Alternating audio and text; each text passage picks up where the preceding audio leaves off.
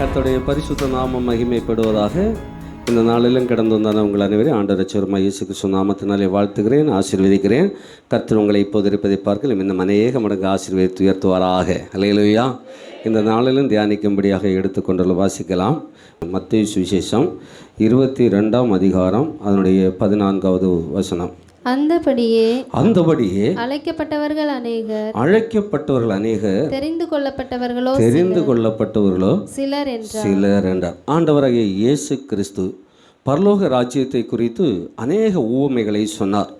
அதிலே இந்த 22ஆம் அதிகாரத்திலே சொல்லப்பட்டதான உவமையை சொல்லிவிட்டு அங்கே சொல்லுகிறார், அழைக்கப்பட்டவர்கள் அநேகர், ஆனால் தெரிந்து கொள்ளப்பட்டவர்களோ சிலர். இல்லையா?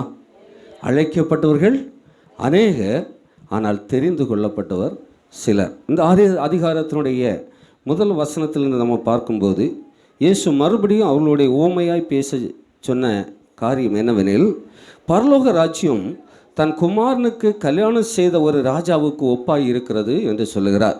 பரலோக ராஜ்யத்தை குறித்து அநேக ஓமைகளை கர்த்தர் சொன்னார்.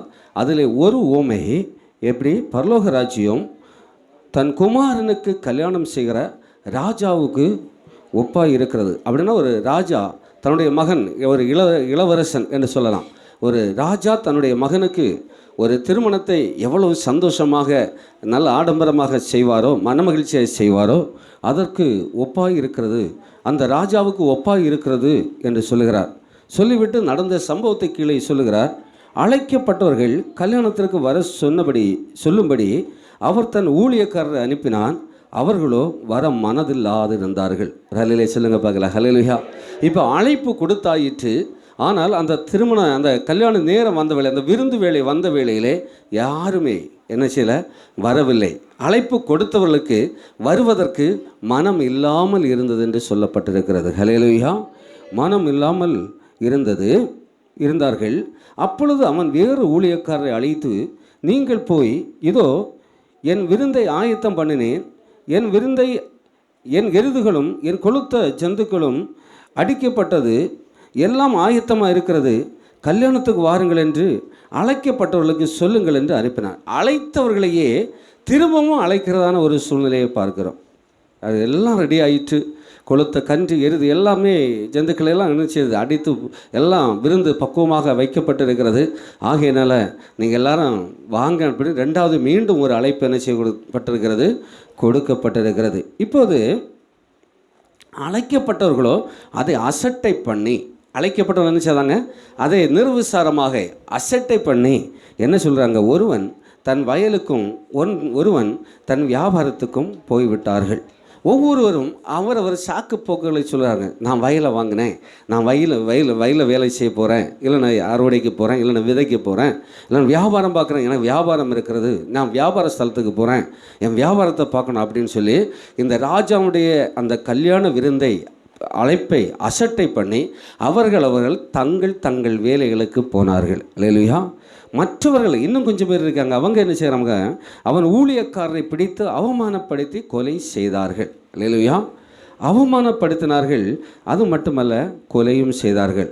ராஜா அதை கேள்விப்பட்டு கோபமடைந்து தன் சேனைகளை அனுப்பி அந்த கொலைபாதகரை அழித்து அவர்கள் பட்டணத்தை சுட்டரித்தான். இப்போது ராஜாவுக்கு என்ன வந்தது, கோபம் வந்தது. ஊழியக்காரரை அனுப்பி அந்த பட்டணத்தை அழித்து அந்த ஜனங்களை இவனை செய்தார், கொலை செய்துவிட்டார்.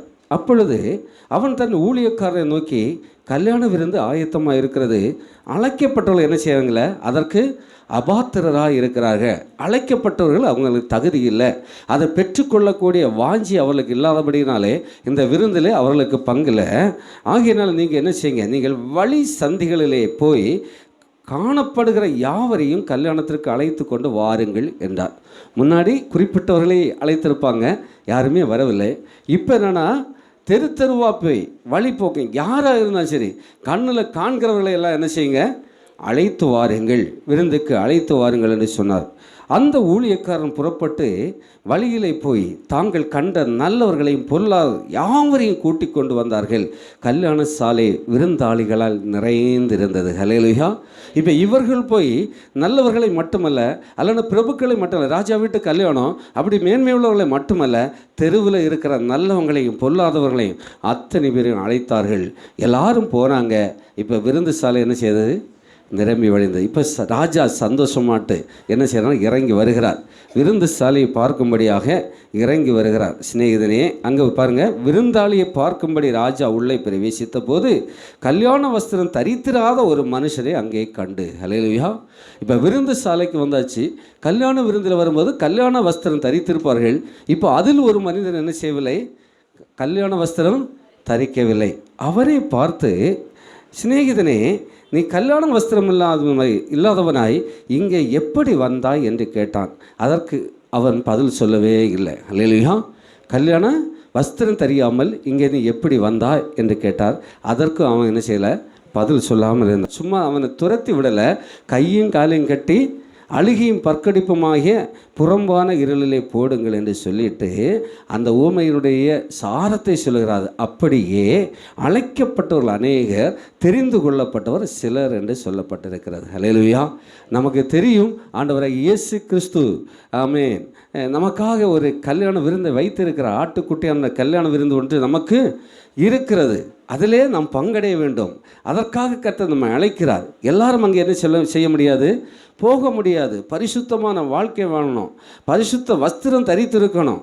அப்படிப்பட்டவர்களுக்கு தான் போக முடியும். எனவே இந்த நாட்களில் கர்த்தர் சொல்லக்கூடிய ஒரு முக்கியமான காரியம் என்னவென்று சொன்னால், இந்த ராஜா தன்னுடைய மகனுக்கு அந்த கல்யாண நாளுக்கு அழைப்பு கொடுத்தது போல நாம் ஆதி நாட்களிலிருந்தே கர்த்தர் அநேகரை பரலோக ராஜ்யத்தில் சேர்த்து கொள்ளும்படியாக அழைப்பு கொடுத்து கொண்டே இருக்கிறார். ஹல்லேலூயா.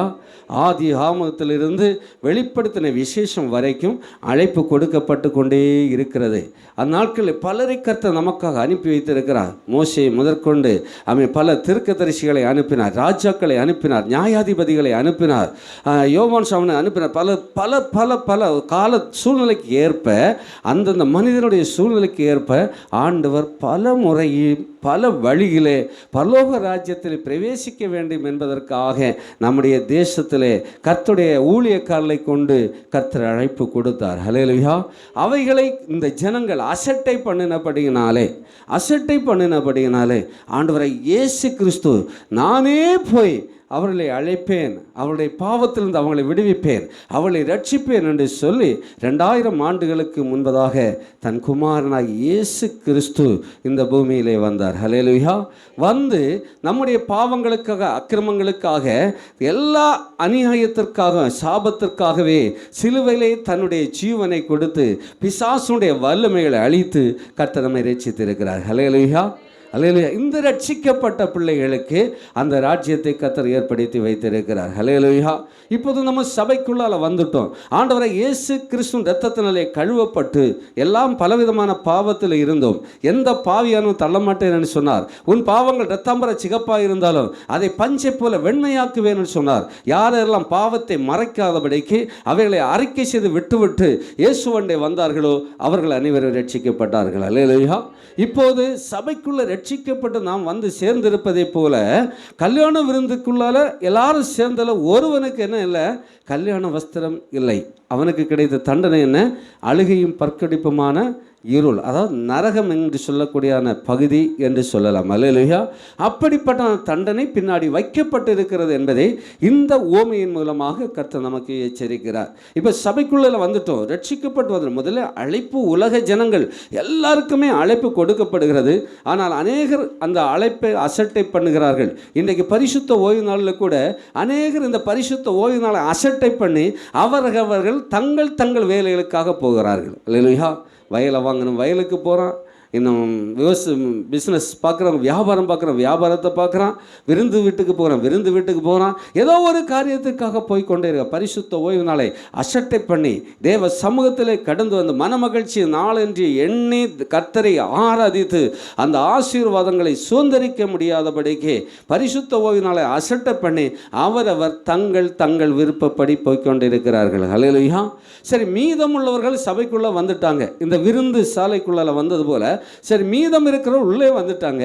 இந்த உள்ளே இருக்கிறவர்களிலேயும் கல்யாண வஸ்திரம் இல்லாமல் இருக்கிறார்கள் என்று இந்த ஓமையின் மூலமாக கர்த்தர் சொல்லுகிறார். ஹல்லேலூயா, ஹல்லேலூயா. அப்படின்னா தேவன் விரும்புகிற பரிசுத்தம் நம்மிடத்தில் இல்லை. நீதியின் சால்வை, நீதியின் வஸ்திரமாகிய அந்த கல்யாண வஸ்திரம் நம்மிடத்தில் இல்லை, பரிசுத்த வஸ்திரம் நம்மிடத்தில் இல்லை. அப்படி என்று சொன்னால் அந்த ஆட்டுக்குட்டி அவனுடைய கல்யாண விருந்தில் பிரவேசிக்க முடியாது, 1000 வருஷ அரசாட்சியில் பிரவேசிக்க முடியாது, அந்த பரலோக ராஜ்யத்தை சுதந்திரிக்க முடியாது. நேர் மாறாக அழியையும் பற்கொடைப்பு நிறைந்த நரகம், அக்கினி கடலில் தள்ளப்படுவார்கள் என்பதில் எந்த விதமான சந்தேகமும் இல்லை. அது யாருக்காக வைக்கப்பட்டிருக்கிறது? கர்த்தருடைய வார்த்தையை மீறி கீழ்ப்படியாமல் போன அந்த பிசாசுடைய கூட்டத்திற்காக வைக்கப்பட்டது நரகம். ஆனால் அவன் அநேக ஜனங்களை வஞ்சித்து அவனுடைய கிரியைகளை செய்வித்து அப்படியே அந்த பரிசுத்தத்தை காத்துக்கொள்ள முடியாதபடிக்கு, அந்த வஸ்திரத்தை நீதியின் வஸ்திரத்தை நாம் தரித்து கொள்ள முடியாதபடிக்கு இந்நாட்களிலே மனம் போல வாழ வைக்கிறான், உலக மனிதர்கள் போல வாழ வைக்கிறான், எதனாலும் பேச வைக்கிறான், என்னனாலும் செய்ய வைக்கிறான், எங்கனாலும் போக வைக்கிறான், எதனாலும் சிந்திக்க வைக்கிறான், எதனாலும் பார்க்க வைக்கிறான். இதனாலே பலவிதமான பாவங்கள் உண்டு. ஹல்லேலூயா. ரட்சிக்கப்பட்டவர்களுக்கு இப்படித்தான் இருக்க வேண்டும் என்கிறதான ஒரு நியமம் இருக்கிறது. அதில் ஒன்று தான் அந்த கல்யாண வஸ்திரம் என்று சொல்லப்பட்டதான நீதியின் வஸ்திரம். அல்லேலூயா சொல்லுமா, ஹல்லேலூயா. அந்த நீதியின் வஸ்திரம் தரித்தவர்களாக என்ன செய்ய வேண்டும்? இருக்க வேண்டும். வாசித்து பாருங்க அந்த நீதியின் வஸ்திரத்தை குறித்து 19ஆம் அதிகாரம், வெளிப்படுத்தின விசேஷம் 19ஆம் அதிகாரம் 8வது வசனத்தை ஒரு வாசிக்கலாம். சுத்தமும் பிரகாசமுமான மெல்லிய வஸ்திரம் தரித்து கொள்ளும்படி அவளுக்கு அளிக்கப்பட்டது. அந்த மெல்லிய வஸ்திரம் பரிசுத்தவான்களுடைய நீதிகளே. ஹல்லேலூயா. நாம் பரிசுத்தவான்களாக இருக்கணும், அது மட்டுமல்ல நீதிமான்களாக இருக்க வேண்டும். இன்னும் வெளிப்படுத்தின விசேஷத்தில் சொல்லப்பட்ட கடைசி அதிகாரத்தில் பரிசுத்தமானவர்கள் இன்னும் பரிசுத்தமாகுங்கள், நீதி செய்கிறவர்கள் இன்னும் நீதி செய்யுங்கள். அல்லேலூயா.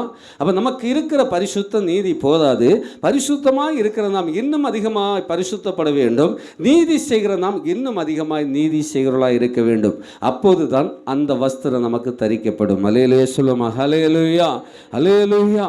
அந்த வஸ்திரம் தெரியாத பட்சத்தில் அவன் அங்கே இருந்து நீ ஏன் கல்யாண வஸ்திரம் தெரியாதபடிக்கு உள்ளே வந்தாய் என்று சொல்லி அவனையும் புறமே தள்ளிவிட்டார்கள். அல்லேலூயா.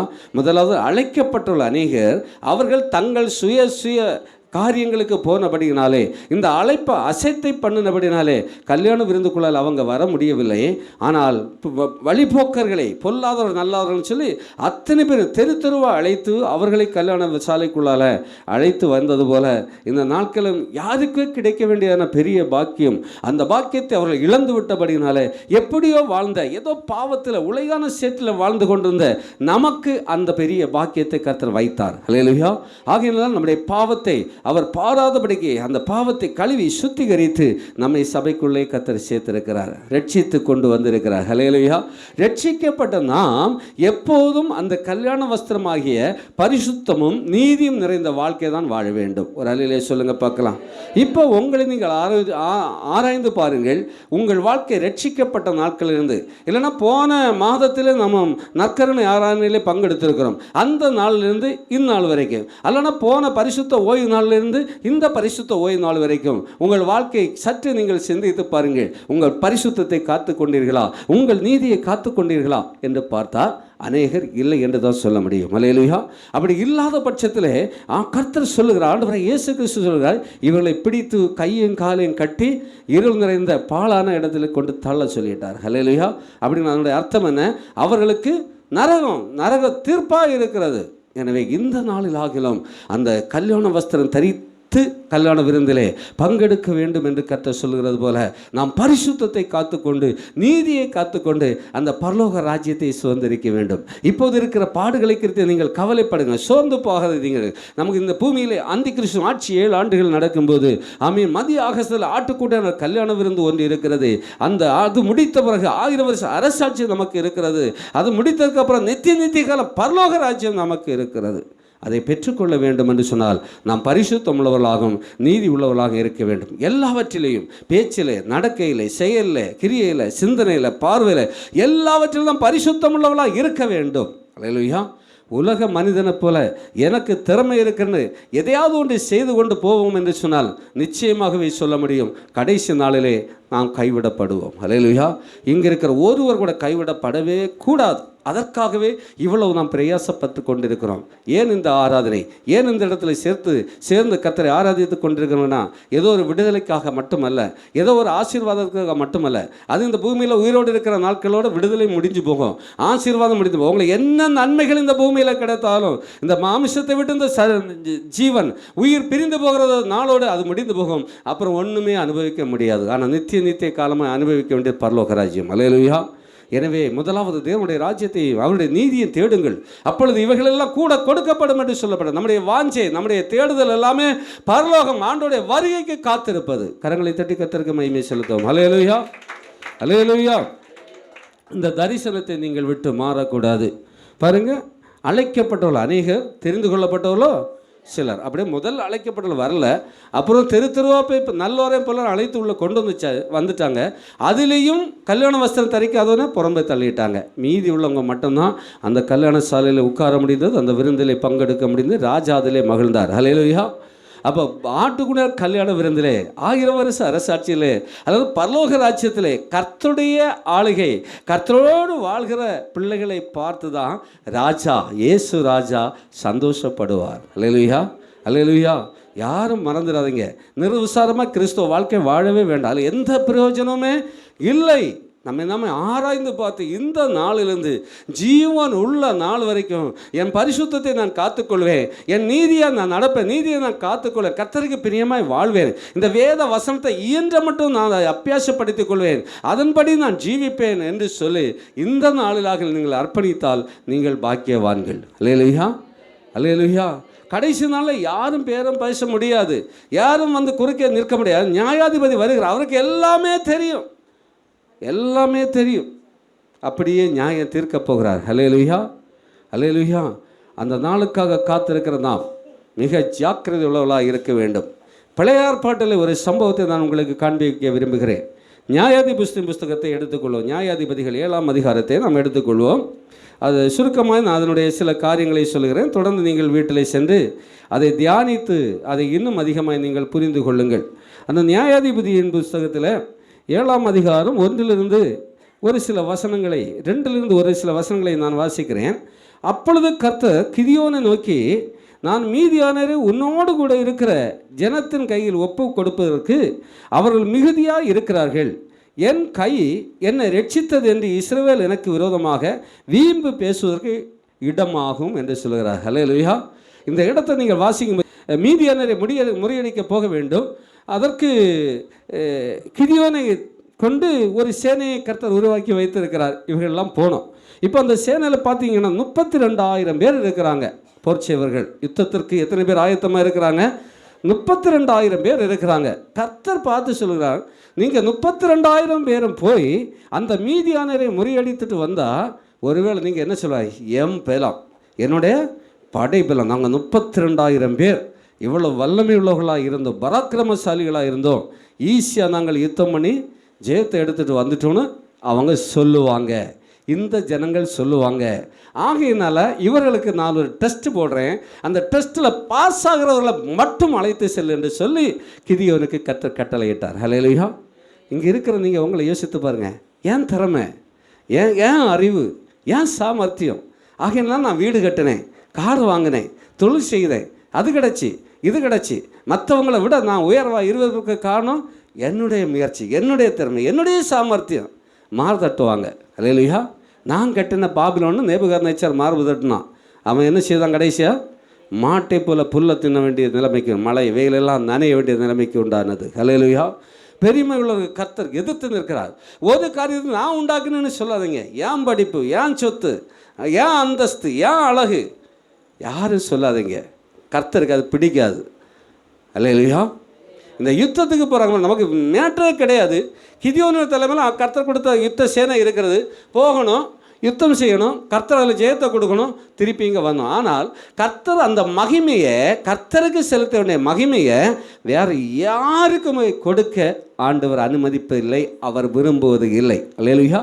கர்த்தர் உங்களை எந்த காரியத்தில் உயர்த்தினாலும் அவருடைய கிருபையை நினச்சிப்பார். கர்த்தருடைய கிருபையினால் உயர்த்தப்பட்டேன், கர்த்தருடைய கிருபையினால் ஆசீர்வதிக்கப்பட்டேன், கர்த்தருடைய கிருபையினால் நான் சாகாமல் இருக்கிறேன், கர்த்தருடைய கிருபையினால் நான் பலனுள்ளவனாக இருக்கிறேன் சொல்லி பாருங்கள், பார்க்கலாம். அதில் கர்த்தர் மகிமைப்படுவார். இன்னும் அதிகமான காரியங்களை கர்த்தர் செய்வார். இல்லையா? நான் என்னால் ஒன்றா ஏன் திறமை குடும்பத்தில் பேசுவாங்க, சகோதரி சொல்லுவாங்க, நான் வந்த பிறகுதான் இதெல்லாம் வந்தது சொல்லுவாங்க. இல்லையா? ஆமாம், எல்லா குடும்பத்திலும் அப்படி. நான் வந்ததுனால இல்லை, எல்லா குடும்பத்திலும் திருமணத்துக்கு அப்புறம் தான் வீடு வைப்பு, காரவங்களா, பிள்ளைகள் பிறப்பது எல்லாமே பிறகு தான் வரும். அது ஒரு பீரியடு கர்த்தர் கொடுத்துருக்காரு. அது வரைக்கும் தனி குடும்பம், ஒரு குடும்பத்தோடு தனி மனிதனாக இருக்கிறோம். ஆண்டு 2 பேரும் சேர்க்குறாரு, அப்புறமா சேர்ந்து ஒவ்வொரு காரியத்தையும் கர்த்தர் செய்தார். அது இயற்கை, கர்த்தர் அமைத்த அமைப்பு. இதை விட்டுக்கிட்டு நான் கொண்டு வந்தது, நான் சம்பாதித்தது இல்லைன்னா அவர் என்னத்தையும் ஆயிடுவார் அப்படிலாம் சொல்லுவாங்க. ஒன்றுமே ஆக போகிறதில்லை. 2 பேர்கிட்ட கேட்டாலும் மாறி மாறி சொல்லுவாங்க, நேரே மாறி சொல்லுவாங்க. இவருக்கு ஒன்றும் தெரியாது, என்னால் தான் இது வந்தது. அவர்கிட்ட கேட்டால் நேரே மாறி சொல்லுவாங்க, இந்த பொம்பளைக்கு ஒன்றும் தெரியாது, நான் இப்படி இருந்தாலும் இதெல்லாம் வந்தது. நியாயம் ஆண்டவர்கிட்ட தான் இருக்குது. இல்லையா? 2 பேரும் சொல்வது நியாயம் போல தான் இருக்கும். நம்மால் உண்டான ஒன்றுமே இல்லை, எல்லாம் கர்த்தருடைய கிருபை கிருபை கிருபைன்னு சொல்லி பாருங்க. உங்களுக்குள்ளே நான்ங்கிற பேச்சு வராது, நாம் என்கிற பேச்சு தான் வரும். நாம் ஒரு குடும்பம்னா குடும்பத்தில் அத்தனை சின்ன பிள்ளைன்னா அந்த பிள்ளையும் சேர்த்து தான், எல்லோரும் சேர்ந்து. சபையாக இருந்தாலும் நானும் நீங்களும் சேர்ந்து தான். என்னுடைய திறமையே இல்லை, என் பின்னணியில் இருக்கிற திறமையே அல்ல. நாம் எல்லாரும் சேர்ந்து கர்த்தருடைய கிருபையினாலே ஆராதிக்கிறோம், கர்த்தருடைய கிருபையினால் அதை செய்கிறோம், இதை செய்கிறோம், எல்லாம் செய்கிறோம். ஹல்லேலூயா. நம்மளை ஒன்றுமே இல்லை. யாரை கொண்டு ஒரு பிரசங்கம் பண்ணவோ, ஒரு பாட்டு பாடவோ, ஒரு ஜெபிக்கவோ முடியவே முடியாது. கர்த்தருடைய கிருபை இருந்தால் மட்டுமே அது நன்மையாய் முடியும். ஹல்லேலூயா. எனவே யாரும் கர்த்தருடைய கிருபையை மறக்கக்கூடாது. இங்கே சம்பவத்தை பாருங்கள், அந்த கீழே அது வாசிக்கும்போது 3ஆம் வசனம், ஆகையால் பயமும் திகிலும் உள்ளவன் எவனோ அவன் திரும்பி கீலேயாத் மலையிலிருந்து விரைவாய் ஓடி போக கடவன் என்று நீ ஜனங்களின் செவிகள் கேட்க பிரசித்திப்படுத்து என்றார். அப்பொழுது ஜனத்தில் 22,000 பேர் திரும்பி போய்விட்டார்கள், 14,000 பேர் மீதியாக இருந்தார்கள். பார்த்தீங்க, ஒரே ஒரு டெஸ்ட்டில் 32,000 பேர் போகிறாங்க. ஆண்டவர் சொல்கிறார், நீ போய் ஜெயிச்சு நான் அடித்து பாஸ் ஆகிட்டு வந்துட்டேன் அப்படின்னு இந்த ஜனங்க சொல்லுவாங்க. ஆகையினால நீ போய் ஒரு டெஸ்ட் வை, உங்களுக்குள்ளால் யாருக்கெல்லாம் பயம் இருக்கோ, யாருக்கெல்லாம் திகில் இருக்கோ, கலக்கம் இருக்கோ, நீங்கள் இந்த யுத்தத்துக்கு வர வேண்டாம், வீட்டுக்கு போகலாம் அப்படின்னு சொன்னாங்க. 32 எத்தனை பேர் போனாங்க? 22,000 பேர் போயினாங்க. கிட்டத்தட்ட 3/2 பகுதி போயாச்சு. இல்லை, அதுக்கு மேலே தான் போயிடுச்சு. இல்லையா? 3/2 பகுதிக்கு மேலே போயிட்டு. இப்போ நீங்கள் எங்கள் 3 பேர் இருக்கும்போது 2 பேர் எழும்பி போய் ஒரு ஆள் தனியாக இருந்த மாதிரி. இல்லையா? இல்லைன்னா 100 பேர் இருக்கிறீங்கன்னா ஒரு 30 பேர் இருக்கிற மாதிரி, 70 பேர் எழும்பி போகிற மாதிரி. எப்படி இருக்கும் அந்த கூட்டம் நினச்சி பாருங்கள். இதுலேயே 4 பேர் எழும்பி போனால் எப்படி இருக்க நினச்சி பாருங்கள். 32,000ல் 22,000 பேர் நினச்சிட்டாங்க, போய்விட்டாங்க. இப்போ எத்தனை மிச்சம்? 10,000 மிச்சம். சில நேரங்களில் கர்த்தர் நம்மை வேர்திரித்து எடுக்கும்போது எல்லாரையும் எல்லா இடத்துலையும் வைக்க மாட்டாங்க. என்னால் வந்தது, நான் வந்த பிறகு தான் சபை வளர்ந்தது, இந்த பாஸ்டர் வந்த பிறகு தான் சபை வளர்ந்தது, இந்த காரியம் வந்த பிறகு தான் சபை வளர்ந்தது, இந்த காணிக்கை கொடுத்தா சபை. சிலர் சொல்லலாம், வீட்டில் எப்படி சொல்லுவாங்களோ அதுபோல் சபைகளையும் சொல்லலாம். அல்லேலூயா. அதையெல்லாம் கர்த்தர் என்ன செய்யலை, விரும்பவில்லை. இது எல்லாம் கர்த்தரால் உண்டானது, கர்த்தரால் உண்டானது. அல்லேலூயா சொல்லுங்க பார்க்கலாம். உங்கள் வீடு ஆசீர்வாதமாக இருக்குன்னா அது கர்த்தரால் உண்டானது. சபை வளர்ச்சி அடைந்து பரிசுத்தத்தோடு இருக்குன்னா அது கர்த்தரால் உண்டானது. அல்லேலூயா சொல்லுங்க பார்க்கலாம். அல்லேலூயா. கணக்கு எல்லாம் வச்சுடுங்க. 32,000, அதில் எத்தனை போச்சு? 22,000. அப்போ இவங்க யுத்தத்துக்கு இப்படி தான் போயிருக்கிறாங்க, பயத்தோடும் கலகத்தோடும் போயிட்டு திருப்பி வருவோமா சாவமான நினச்சிட்டு தான் போயிருப்பாங்க. ஒரு சின்ன வாய்ப்பு கிடச்சி எல்லாரும் இட்டுட்டு ஓடிட்டான். அப்போ 10,000 பேர் இருக்காங்க. இந்த 10 பேர்லேயும் ஆண்டவருக்கு தெரியும், மனுஷன் முகத்தை பார்க்குறான், கர்த்தரோ உள்ளத்தின் ஆழங்களை ஆராய்ந்து அறிகிறார். எதுக்கு? அவருடைய வருகையில் நியாயம் தீர்க்கும்படி. அவன் இருதயத்தில் என்ன இருக்குன்னு ஆண்டவருக்கு தெரியும். அதுக்குள்ள பலனை தான் ஆண்டவர் கொண்டு வருவார். ஹல்லேலூயா. இப்போ 10,000 கொண்டு போன்னு சொல்லலை. அடுத்த இன்னொரு டெஸ்ட் கொடுக்குறாரு பாருங்கள். கர்த்தர் கிதியோனை நோக்கி, ஜனங்கள் இன்னும் அதிகம் அவர்களை தண்ணீர் அண்டைக்கு இறங்கி போக பண்ணு, அங்கே அவர்களை பரீட்சித்து காட்டுவேன். கிதியோனுக்கிட்டே நான் இப்படி செய்வேன்னு சொல்லலை, நீ இப்படி கேளு. அப்போ 22,000 பேர் போயிடுவாங்க, அப்புறம் 10,000 தான் மிச்சம் கிடைக்கும். இதை கொண்டு நீ ஆற்றுல இறங்கி இப்படி சொல்லும்போது அதில் இத்தனை பேர் போயிடுவாங்க, இத்தனை தான் மிச்சம் கிடைக்கும் சொல்லலை. கர்த்தர் என்ன சொல்லுகிறாரோ அதை அப்படியே கிதியோன் செய்துகிட்டே இருக்கிறான். அடுத்த என்ன நடக்க போகிறதோ அடுத்த காரியத்தில் தான் தெரியும். இல்லையா? கடைசியில் உனக்கு 300 பேர் தான் தருவேன், மீதியெல்லாம் போயிடணும் கிதியோன்கிட்ட சொல்லலை. நான் சொல்கிறத செய். இப்போ 22,000 போகணும் அவன் எதிர்பார்க்கல. கர்த்தர் சொன்னார், இப்படி சொல்லப்பா, பயமும் திகழும் உள்ளம் போ வீட்டுக்கு அப்படின்னு சொல்லுன்னு சொன்னார். அப்போது திருப்பி அவன் கேள்வி கேட்கல, அப்படியே அவன் அதை சொன்னான். 22,000 போயிட்டு அப்புறம் 10,000. இந்த 10,000 கொண்டு தண்ணிக்குள்ளே இறக்கு, ஆற்றுக்குள்ளே இறக்கு அப்படின்னு சொன்னார். அப்போ ஏன் அங்கன்றது, அங்கே போய் நான் என்ன செய்யணும் அப்படின்னு அவன் கேட்கல. அப்படி தண்ணிக்குள்ளே இறக்குன்னு சொன்னேன். இவன் என்ன செய்கிறான்? அப்படி தண்ணிக்குள்ளால் இறக்குறான். உன்னோட கூட வரலாம் என்று நான் யாரை குறிக்கிறேனோ அவன் உன்னோட கூட வர கடவன், உன்னோட கூட வரலாகாது என்று நான் யாரை குறிக்கிறேனோ அவன் உன்னோட கூட வராது இருக்க கடவன். பாருங்கள், கிதியோனுக்கு கூட யார் யாரையெல்லாம் கொண்டு போக கர்த்தர் சித்தம் வைத்திருக்கிறார்களோ அவர்கள் மட்டும் வர கடவர்கள். வேற யாருமே ஒன்றுமே என்ன செய்வேன் வேண்டவே வேண்டாம். இது யார் தீர்மானம் பண்ணியிருக்கிறது? கர்த்தர். கிதியோனுடைய தீர்மானம் அல்ல, கர்த்தருடைய தீர்மானம். ஒரு சபையாக இருந்தாலும் அப்படி தான். இந்த சபைக்குள்ளே நான் அந்த ஆத்மா பிடிச்சிட்டு இருந்தேன், இந்த ஆத்மா பிடிச்சிட்டு இருந்தேன், நம்ம திறமையில் வந்துட்டு சொல்ல ஒன்றுமே இல்லை. நம்மோடு கூட இருந்து ஆராதிக்க கர்த்தர் யார் யாரை முன்குறித்திருக்கிறாரோ அவர்களை கர்த்தர் கொண்டு வருவார். ஹல்லேலூயா. ஒருவேளை இந்த சத்தியத்தில் நிற்க முடியாது என்கிறவர்களை கர்த்தரே அந்த பரீட்சைகள் வரும்போது அவர்களை விட்டுக்கிட்டு என்ன செய்வாங்க? ஓடிப்பாங்க. ஆக என்னால் ஓடுறவங்கள பார்த்தும் கவலைப்பட முடியாது, வரக்கூடியவங்களை பார்த்து நம்ம வேறு எதுவுமே சொல்ல முடியாது. கர்த்தருக்கு பிரியமானது கட்டாயம் நடக்கும் என்பதில் எந்த விதமான சந்தேகமும் இல்லை. கரங்களை தட்டி கர்த்தருக்கு மகிமை செலுத்துவோம். ஹல்லேலூயா, ஹல்லேலூயா. பாருங்க, அப்படி சொல்லிட்டு 5வது வசனம், அப்படியே அவன் ஜனங்களை தண்ணீர் அண்டைக்கு இறங்கி போக பண்ணினான். என்ன செய்யணும்னு கூட அப்போ சொல்லலை. நான் உன் கூட வர வேண்டியவங்களை மட்டும் தருவேன், நீ இப்போ தண்ணியில் இறக்கு. அப்புறம் திருப்பி கேள்விக்கல, இறக்கு நான் என்ன தருவீர் ஆண்டவரே? அங்கே போய் நான் என்ன செய்யணும் கேள்வி கேட்கல. அந்த இடத்துல போனதுக்கப்புறம் என்ன செய்யணும் அந்தந்த இடத்துல கர்த்தர் சொல்லுகிறார். இதை நம்ம புரிந்து கொள்ள வேண்டும். அல்லேலூயா. காவிக்குரிய வாழ்க்கையில் நம்ம தொடக்க ஆரம்பத்திலேயே முடிவை காண எதிர்பார்த்துருக்கிறோம். ஸ்டெப்பாக போகும், கரெக்டான இடத்துல போய் சேருவோம் என்கிற நம்பிக்கை நமக்கு இருக்கணும். கானான் தேசத்தை சுதந்திரிப்போம், பரலோக ராஜ்யத்தை நம்ம சுதந்திரிப்போங்கிற நம்பிக்கை நமக்கு இருக்கணும். இந்த வழியிலே கர்த்தர் சொல்லுகிற ஒவ்வொரு ஸ்டெப்பாக போய்கொண்டே இருக்க வேண்டும். அல்லேலூயா.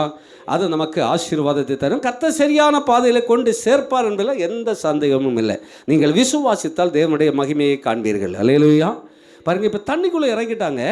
இறங்கி அப்பொழுது கர்த்தர் கிதியோனை நோக்கி, தண்ணீரை ஒரு நாய் நக்கும் பிரகாரமாக அதை தன் நாவினால் நக்கிறவன் எவனோ அவனை தனியையும், குடிக்கிறதுக்கு முழங்கால் ஊன்றி குனிகிறவன் எவனோ அவனை தனியையும் நிறுத்து என்றார். அப்பமும் விஷயத்தை சொல்லலை. இப்போ நீ தண்ணிக்குள்ள அந்த 10,000 32 22 ஓடிட்டு இப்போ 10,000 இருக்கிறது. இந்த 10,000 நீ தண்ணிக்குள்ளால் இறக்கு. இந்த தண்ணிக்குள்ளால் நாய் குடிக்கிற மாதிரி நக்கி குடிக்கிறவனை தனியாக நிறுத்து, மற்றவங்களை தனியாக நிறுத்தினா சொன்னார். இவனை கொண்டு போ அவனை கொண்டு போன அப்பவும் சொல்லலை. அப்போ ஊழியக்காரன் என்ன செய்யணும்னா அனுதினமும் அந்தந்த நிமிஷம் கர்த்தர் என்ன சொல்கிறாரோ அதை செய்தால் போதும். அடுத்த நிமிஷத்தை குறித்து கவலைப்பட வேண்டிய அவசியமே இல்லை. அல்லேலூயா. நமக்கு தெரியும், மோசைக்கிட்ட ஆண்டவருக்கு ஒரு முறை கண்மலை பார்த்து பேசுன்னு சொன்னார், அவன் அடித்தான். அதுக்கு முன்னால் ஒரு அடிக்க சொன்னார், அடித்தான், தண்ணி வந்தது. அது உண்மைதான். கண்மலையில் அடிக்க சொன்னார், அடித்தான், தண்ணி வந்தது, எல்லாம் குடித்தாங்க. அடுத்த முறை என்ன சொல்லணும்னா பேசுன்னு சொன்னால் அங்கேயும் அடிக்கிறான். அல்லேலூயா. கர்த்தர் எதை சொல்லுகிறாரோ அதை தான் செய்யணும். அல்லேலூயா. ஆமாம், ஒரு அல்லேலூயா சொல்லுங்கள் பார்க்கலாம். அல்லேலூயா. அப்போது அடுத்த நிமிஷம் என்ன என்பது கர்த்தருக்கு தெரியும். நம்மவும் சில பிரயாசத்தில் தான் இருக்கிறோம். இட வசதி இல்லை, இடம் வேணும், விசாலம் வேணும், என்ன வேணும், நல்லா ஜெபித்துட்டு இருக்கிறோம், நான் ரொம்ப பிரயாசப்பட்டு கொண்டே இருக்கிறோம். ஆனால் இதை நான் தியானிக்கும் போது அந்த என்ன செய்வோம் என்கிற எண்ணம் என்னை விட்டு மாறி போய்ட்டு கர்த்தர் பார்த்து கொள்வார். ஹல்லேலூயா. கர்த்தருக்கு தெரியும் என்ன செய்யணும், நம்மளை எப்படி நடத்தணும், எப்படி இருத்தணுங்கிறதெல்லாம் கர்த்தருக்கு தெரியும். அவர் நேர்த்தியாய் நமக்கு செய்வார். எனவே ஆண்டவருடைய கரத்தில் கொடுத்து நம்ம ஜெபித்தா போதும். எந்த ஒரு காரியத்தை கொடுத்து அங்கலாய்க்க வேண்டிய அவசியம் இல்லவே இல்லை. பாருங்கள், இப்போ 10,000 பேர் உள்ள இறக்கிச்சு. இப்போ என்ன செய்யணும்னா பாருங்கள், தங்கள் கையால் பாருங்க, அப்படி கூட இறக்க சொன்னார், தனித்தனி நிறுத்த சொல்லிட்டாரு. 6வது வசனம், தங்கள் கையால் அள்ளி தங்கள் வாக்கி எடுத்து நக்கி கொண்டவர்கள் லக்கம் 300 பேர். பார்த்தீங்களா, தண்ணிக்குள்ளே இறக்கி விட்டுருக்காங்க. இப்போ இவங்க போகிறதுக்காக போகிறாங்க, எல்லாம் அந்த உடைமைகள் எல்லாம் இருக்கும். இப்போ என்ன செய்யணும்னா தண்ணியை அப்படி கையால் எடுத்து நக்கி குடித்தது எத்தனை பேர்? இவங்கள் முழங்கால் ஊன்றி தாகம் தீர நல்லா நினச்சாங்க, குடித்தாங்க. மற்றவங்களுக்கு கொஞ்சம் கொஞ்சம் தான் முடியும். கையில் எடுத்து குடிக்கும்போது கொஞ்சம் கொஞ்சமாக தான் என்ன செய்ய முடியும். நாய் நக்கி குடிக்கிறத எத்தனை பேர் பார்த்துருக்கீங்க? கொஞ்சம் கொஞ்சம் தண்ணி தான் என்ன செய்யும். ஆடு மாடி கொடுக்குற மாதிரி உறிஞ்சி எடுக்க முடியாது, கொஞ்சம் தண்ணி தான் வரும். ஆனால் அதில் நீங்கள் புரிந்து கொள்ள வேண்டிய இன்னொரு காரியம் என்னென்னா, அந்த தண்ணியை அந்த நாய் அப்படி குடிக்கும்போது அதனுடைய கண்கள் எங்கே இருக்கும்? நாலா பக்கம் பார்த்துட்டே இருக்கு. யாராவது வருவாங்களா, என்ன கல்லறிவாங்களா, குடிக்க விடுவாங்களா, விட மாட்டாங்களான்னு எச்சரிக்கையாக கவனமாக பார்த்து பார்த்து என்ன செய்யும், நாக்கி கொடுக்கும். இதுதான் அனுபவம். இல்லையா? நம்ம பிசாசுக்கு இடம் கொடுக்கக்கூடாது. நமக்கு எதிராளிக்கு ஜாக்கிரதையாக இருக்க வேண்டும். கொடுக்கப்பட்டது யுத்தம். அந்த யுத்த சிந்தனையில் நம்ம இருக்க வேண்டும். தண்ணி ஒருவேளை கூடலாம் குறையலாம். மற்றவங்க தாகம் இருக்கு, தண்ணி கிடச்சி நல்லா முழங்கால் பண்ணிட்டு குனிந்து என்ன செய்தாங்க, குனிஞ்சு குடிக்கும்போது எதிராளி வர்றது தெரியாது. அப்போ இவனும் யுத்தத்துக்கு லாயக்கு உள்ளவன் அல்ல. ஏன்னா இவன் குனிஞ்சு நல்லா குடிச்சிட்டு இருக்கும்போது அவன் போட்டு கொடுத்துருவான், அவ்வளோதான். அப்போ இவனும் யுத்தத்துக்கு லாயக்கு இல்லவன், அற்றவன் என்று சொல்லி அவனையும் என்ன செய்யடா கலத்தி விட்டா. இப்போ எத்தனை பேர் கிடச்சி? 300 பேர் கிடச்சி. எத்தனையில் 300 மிச்சம்? 32,000 பேர் கிளம்பின போனதில் கர்த்தர் தெரிந்தெடுத்தது 300 பேர். யோசிங்க, இந்த சபையில் இருக்கிற அப்போ எத்தனை மிச்சம் கிடைக்கும்? 100க்கு 1 கூட கிடைக்கல. இல்லையா? 100 பேர் போனால் அதில் 1 கிடைக்கல. 1 கிடைக்கணும்னா 32 பேர் கிடைச்சாதான் 100க்கு 1 ஆச்சு. 32 கிடைக்கும், அதில் 2 போயிட்டு குறைஞ்சிட்டு. இதுதான் கடைசி நாளில் கர்த்தர் செய்ய போகிறது. இதுதான். ஏதோ கைதட்டி பாடிட்டோன்னு சொல்லிட்டு பரலோகம் போக முடியாது. எந்த தீர்க்கதரிசியை, எந்த பாஸ்டர், எந்த சபையை, எந்த விசுவாசியை போக முடியாது. யார் யாரெல்லாம் போகணும்னு கர்த்தர் நியமித்து வைத்திருக்கிறார். யாரை முன்குறித்தாரோ அவர்களை தான் அழைத்திருக்கிறார். யாரை அழைத்திருக்கிறார் அவர்களை தான் கர்த்தர் நிலைநிறுத்துகிறார். அல்லேலூயா. ஆகையினால கர்த்தருடைய பிள்ளைகளை நாம் ஒரு வேறுபட்ட ஒரு வாழ்க்கை வாழ, கிறிஸ்துவுக்காக எதையும் செய்ய நம்ம தயாராக இருக்கணும். கிறிஸ்துவுக்காக எதையும் இழக்க நாம் தயார். ஜீவனை போனாலும் பரவாயில்ல, கிறிஸ்து நமக்காக உயிரை கொடுத்துருக்கார். ஆண்டவரை இயேசு கிறிஸ்து நமக்காக உயிரை கொடுத்துருன்னா அவருக்காக ஏன் நாம் உயிரை கொடுக்க முடியாது? முடியுமா? முடியாதா? அவருக்கு உயிருக்கு நம்ம உயிருக்கு வித்தியாசம் உண்டு. இதில் ஒன்றும் இல்லை, மண்ணுக்கு போகும் இந்த சரீரம். ஆனால் அவருக்கே ஜீவனை நம்மளை பரலோகத்துக்கு கொண்டு சேர்க்குது. இல்லையா? யாரும் பரலோகத்தை என்ன செய்து விடக்கூடாது, இழந்து விடவே கூடாது. மத்திய சுவிசேஷம் 13ஆம் அதிகாரம், அங்கே பரலோகத்தை குறித்து ஆண்டவர் சொல்லுகிறார். இப்போ புரிஞ்சிருப்பீங்கன்னு நினைக்கிறேன். அழைக்கப்பட்டவர்கள் அநேகர், தெரிந்து கொள்ளப்பட்டவர்கள் சிலர். கிதியோனுடைய சேனைக்கு அழைக்கப்பட்டவர்கள் 32,000 பேர். 2 டெஸ்ட்டில் 22,000 ஃபஸ்ட்டு போச்சு, 2ஆம் டெஸ்ட்டில் 700 போச்சு. கிடைச்சது எத்தனை? 300. 300னா 100க்கு 1 ஆகலை. இதுதான் கர்த்தர் வேறுதிரித்து எடுக்கிறது. அப்போ இன்றைக்கி இருக்கிற கிறிஸ்தவர்கள் எல்லாரும் பரலோக ராஜ்யத்துக்கு போயிடுவாங்களா? கொஞ்சம் சற்று யோசித்து பாருங்கள். ஒரு அல்லேலூயா சொல்லுங்கள் பார்க்கலாம். இங்கே இன்னும் ஒரு உண்மையை கூட சொல்கிற பாருங்கள். மத்திய சுவிசேஷம் 13ஆம் அதிகாரம் அதனுடைய 47வது வசனத்தில் 50 வரை வாசிப்போம். அன்றியும் பரலோக ராஜ்யம் கடலிலே போடப்பட்டு சகல விதமான மீன்களையும் சேர்த்து வாரிக்கொள்ளும் வலைக்கு ஒப்பாயிருக்கிறது. அது நிறைந்தபோது அதை கரையில் இழுத்து உட்கார்ந்து நல்லவைகளை கூடைகளில் சேர்த்து ஆகாதவைகளை எறிந்து போடுவார்கள். இப்படியே உலகத்தின் முடிவிலே நடக்கும். தேவதூதர்கள் புறப்பட்டு நீதிமான்களின் நடுவிலிருந்து பொல்லாதவர்களை பிரித்து அவர்களை அக்கினி சூளையிலே போடுவார்கள். அங்கே அழுகையும் பற்கடிப்பும் உண்டாயிருக்கும் என்றார். ஒரு அல்லேலூயா சொல்லுங்க பார்க்கலாம். ஹல்லேலூயா, ஹல்லேலூயா.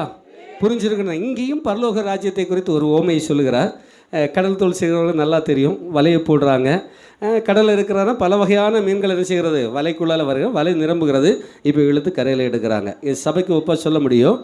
நம்ம இப்படி பல கடலில் மீன் உல்லாசமாக வாழ்ந்த போல உலக பிரகாரம் நம்ம வாழ்ந்து கொண்டு இருந்தோம். கர்த்தர் நம்ம என்ன செய்ய அவருடைய வலைக்குள்ளே பிடிச்சு எடுத்துட்டார், அவருடைய சபைக்குள்ளே கொண்டு வந்துட்டார். இப்போ சபைக்குள்ளால் இருக்கிறோம். அல்லேலூயா. இப்போது அந்த மீன்களை அவர்கள் என்ன செய்வார்களாம், நமக்கு சாப்பாட்டுக்கு ஆகாத விஷத்தன்மை பிடித்த மீன்களும் அதில் இருக்கும். மனுஷன் சாப்பிடாத மீனும் சேர்ந்து தான் அதுக்குள்ளால நிச்சயம் வரும். இப்போ இந்த மீன்களை என்ன செய்கிறாங்க, நல்ல மீனெல்லாம் எடுத்து கூடையில் போட்டுட்டு ஆகாதவளை எடுத்து தூர வீசிடுவாங்க. அது நமக்கே தெரியும். கடலோர பகுதியில் இருக்கிற நமக்கே அது நல்லா தெரியும். மார்க்கெட்டில் கொண்டு வந்து வாங்குவாங்க, விற்பாங்க, சாப்பிடலாம்ங்கிற பொருட்களை தான் கொண்டு வருவாங்க. மீதி அங்கே கடற்கரையிலே தூக்கி என்ன செய்வாங்க, வீசிடுவாங்க. அதுபோல் சபைக்குள்ளே நாம் இருக்கிறோம், சந்தோஷம்தான். ஆனால் ஆகாதவர்களாய் நாம் இருப்போம் என்று சொன்னால் பரலோக ராஜ்யத்துக்கு போகும்போது இதே மாதிரி தான் ஆகும். யாருமே யாருமே தப்பித்து கொள்ள முடியாது. அல்லேலூயா.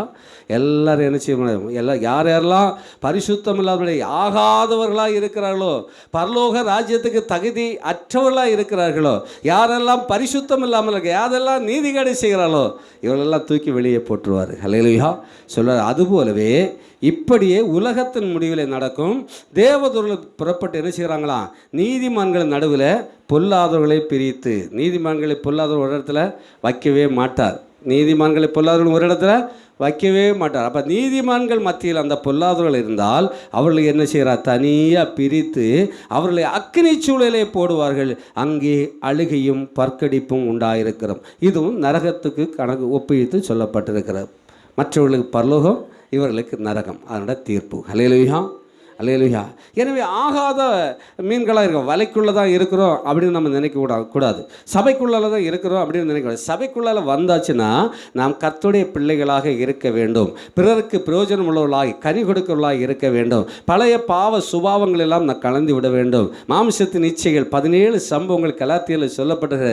அவை எல்லாவற்றையும் உதறி தள்ளிவிட்டு ஒரு பரிசுத்த வாழ்க்கை வாழ்கிறவர்களாக இருக்க வேண்டும். அல்லேலூயா, அல்லேலூயா. உலக மனுஷனை போல நானும் 5 அதிகாரம் வாசித்தேன், காலையிலும் ஜெபிக்கிறேன், சாயங்காலம் ஜெபிக்கிறேன், தான தர்மம் செய்கிறேன், யாருக்கும் ஒரு பாவம் செய்யலை அப்படின்னு ஒருவேளை நினைத்து கொண்டு இருக்கலாம். அல்லேலூயா. ஆனால் கர்த்தர் விரும்புகிற பரிசுத்தம் நம்மிடத்தில் வேண்டும். கர்த்தர் விரும்புகிற நீதி நம்மிடத்தில் வேண்டும். அல்லேலூயா. முந்தின நாட்களில் ஒருவேளை நம்ம பாவங்களை செய்திருக்கலாம், தேவ சமூகத்தில் அறிக்கை செய்து விட்டு விட்டோம், அவரிடத்தில் நமக்கு இரக்கம் கிடைத்தது, சந்தோஷமான காரியம். ஆகையினால வாழ்நாள் பூராவுமே மற்ற மனிதர்களைப் போல வாழ்ந்து கொண்டிருக்கலாம் என்று சொல்லி யாரும் நிர்விசாரமாக எண்ணிக்கொள்ளாதிருங்கள். 32,000 பேரில் 300 பேர் தான் செலெக்ஷன். அல்லேலூயா. ஆனால் நம்முடைய வாஞ்சை இங்கே வரக்கூடிய சபைக்குள்ளே வரக்கூடிய அத்தனை பேரும் செலெக்ஷன் ஆகணும். பாஸ்டரும் கைவிடப்படக்கூடாது, விசுவாசிகளும் கைவிடப்படக்கூடாது, பிள்ளைகளும் கைவிடப்படக்கூடாது.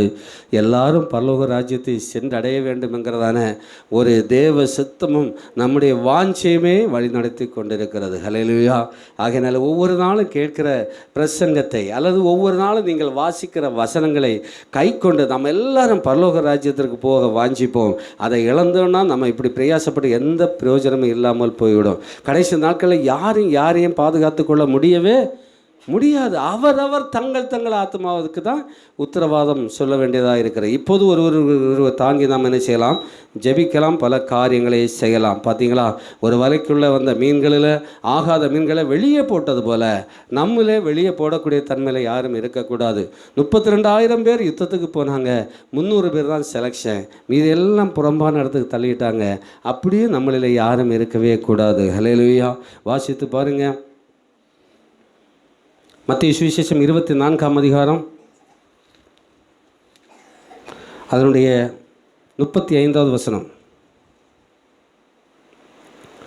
வானமும் பூமியும் ஒளிந்து போகும், என் வார்த்தைகளோ ஒளிந்து போவதே இல்லை. அல்லேலூயா. நாம் பார்க்கிறதான இந்த வானமும் பூமியும் எல்லாம் ஒளிஞ்சு போனாலும் கர்த்தருடைய வார்த்தை என்ன செய்வதில்லை, ஒளிந்து போவதில்லை.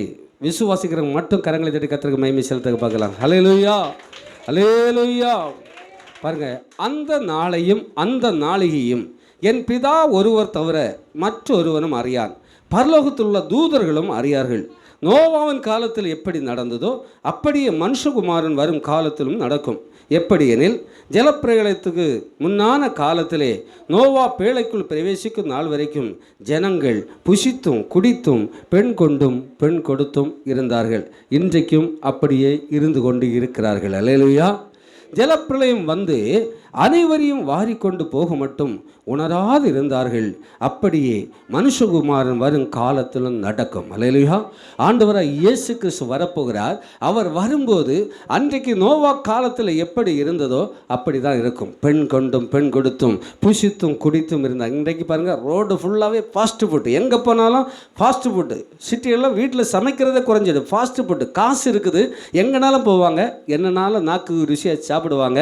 சரீரத்துக்கு அது வியாதியாக மாறிக்கொண்டு இருக்கிறது. அல்லேலூயா. அதுபோல் சம்பந்தங்கள், பெண் கொடுத்தும் பெண் கொண்டும் இப்போ தன்னைத்தானே ஓடி போகிறவர்களும் அப்படிப்பட்ட காரியங்கள்லாம் நடந்து கொண்டு இருக்கிறது. அல்லேலூயா. இதெல்லாம் அடையாளம் நீங்கள் பார்த்தீங்கன்னா ஆண்டவரை இயேசு கிறிஸ்துவ வருகை மிக சீக்கிரம் என்பதற்கு அது அடையாளமாக இருக்கிறது. மனுஷகுமார் இந்த பூமியில் வரும்போதும் இப்படித்தான் நடக்கும். கர்த்தரை ஆராதிப்பதற்கு அவர்களுக்கு நேரம் கிடைக்காது. அல்லேலூயா. இன்றைக்கி பரிசுத்த ஓய்வு நாள், ஞாயிற்றுக்கிழமை பாருங்கள், மற்ற 6 நாளில் சாப்பிடாத ஸ்பெஷல் சாப்பாடு இன்றைக்கி தான் சாப்பிடுவாங்க.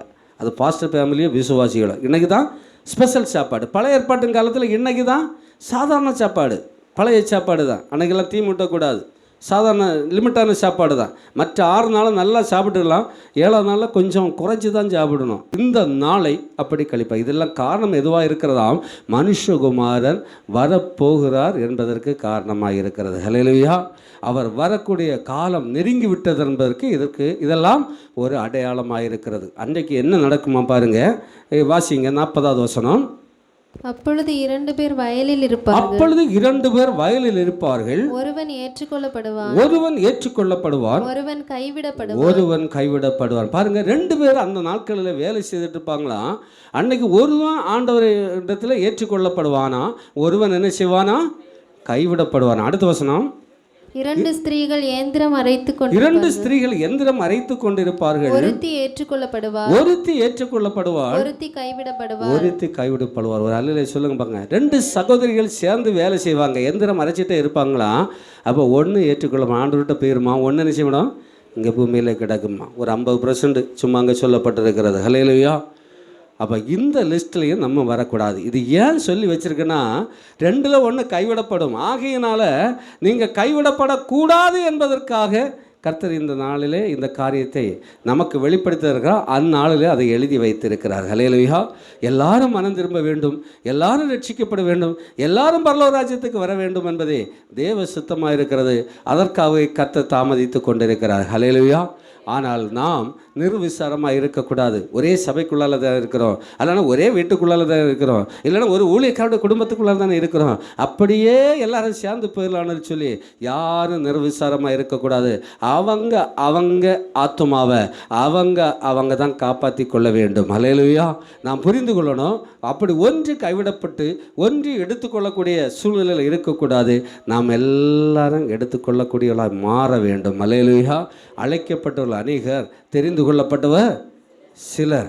ஆமாம், நாம் கர்த்தர் அழைத்து இந்த இடத்துல கொண்டு வந்திருக்கிறோன்னா அப்படி செலெக்ஷன் பண்ணி சிலராக போய்விடக்கூடாது. நாம் எல்லாரும் போகத்தக்கதாக கர்த்தர் நமக்கு உதவி செய்வாராக. ஹல்லேலூயா. எபேசியருக்கு எழுதின நிருபத்தில் 4ஆம் அதிகாரம் 1லிருந்து 3 வரை உள்ள வசனங்களை வாசிப்போம். எபேசியர் 4, 1 முதல் 3 வரை உள்ள வசனங்கள். ஆதலால் கர்த்தர் நிமித்தம் கட்டுண்டவனாகிய நான் உங்களுக்கு சொல்லுகிற புத்தி என்னவெனில், நீங்கள் அழைக்கப்பட்ட அழைப்புக்கு பாத்திரவான்களாய் நடந்து. ஆதலால் கர்த்தர் நிமித்தம் கட்டுண்டவனாகிய நான் உங்களுக்கு சொல்லுகிற புத்தி என்னவெனில், அன்றைக்கு பவுல் சொன்னால் இன்றைக்கு நான் உங்களுக்கு சொல்லுகிறேன் என்னவெனில், நீங்கள் அழைக்கப்பட்ட அழைப்புக்கு பாத்திரவான்களாய் நடந்து கொள்ள வேண்டும். ஹல்லேலூயா. இங்கே இருக்கிற சின்ன பிள்ளைகள் முதற்கொண்டு முதிர் வயதானவர்களுக்கும் கர்த்தர் அழைத்தது உண்மை, இங்கே கொண்டு நிலைநிறுத்திருக்கிற உண்மை. ஆனபடியினாலே இந்த அழைப்புக்கு பாத்திரவானாய் நான் நடந்து கொள்ள வேண்டும். ஹல்லேலூயா. அடுத்த வசனம்.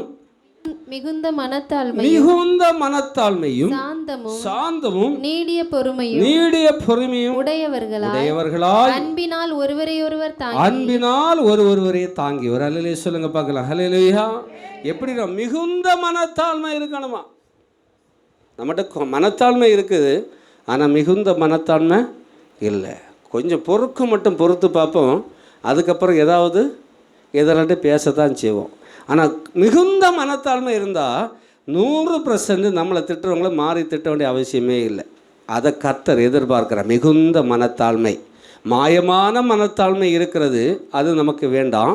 தாழ்மை வேணும், அதில் மிகுந்த மனத்தாழ்மை வேணும். ஹல்லேலூயா.